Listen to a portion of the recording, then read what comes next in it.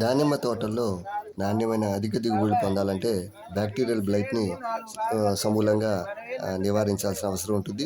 దీంట్లో కొన్ని సస్యరక్షణ చర్యలు ఏంటంటే కొమ్మ కత్తిరింపుల తర్వాత ఫిబ్రవరిలో చేపట్టేటువంటి కొమ్మ కత్తిరింపుల్లో మనకి బ్యాక్టీరియల్ బ్లైట్ ఉన్నటువంటి కొమ్మల్ని పూర్తిగా కత్తిరించడము, అట్లాగే విశ్రాంతి అనంతరము సిఫార్సు చేసినటువంటి ఎరువులు పురుగు మందులు వాడటము, వాడుబట్టిన తర్వాత 100% డిఫోలియేషన్ అంటే ఆకులు రాల్చేస్తుంది. అప్పుడు మిగిలినటువంటి క్యాంకర్ ఇన్ఫెస్టెడ్ కొమ్మల్ని పూర్తిగా కత్తిరించడము,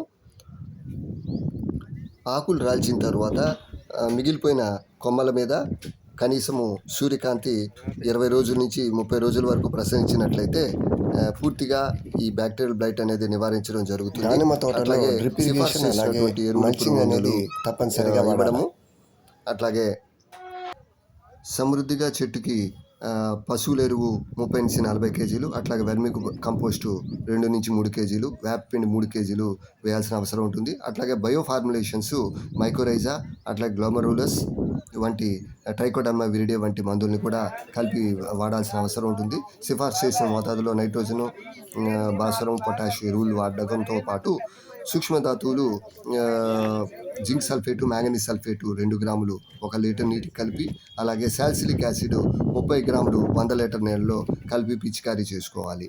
ఈ రకంగా తోటల్లో సస్యరక్షణ చర్యల్ని సమూలంగా పాటించినట్లయితే ఈ బ్యాక్టీరియల్ బ్లైట్ని నివారించి నాణ్యమైన అధిక దిగుబడులు పొందే అవకాశం ఉంటుంది. కొమ్మ కత్తిరింపుల తర్వాత 10% బోర్డో పేస్టు పోయాల్సిన అవసరం ఉంటుంది. అట్లాగే బ్లీచింగ్ పౌడరు 25 కేజీలు 1000 లీటర్ల నీళ్ళలో కలిపి ప్రతి 3-4 నెలలకి ఒకసారి పిచికారీ చేసుకోవాల్సిన అవసరం.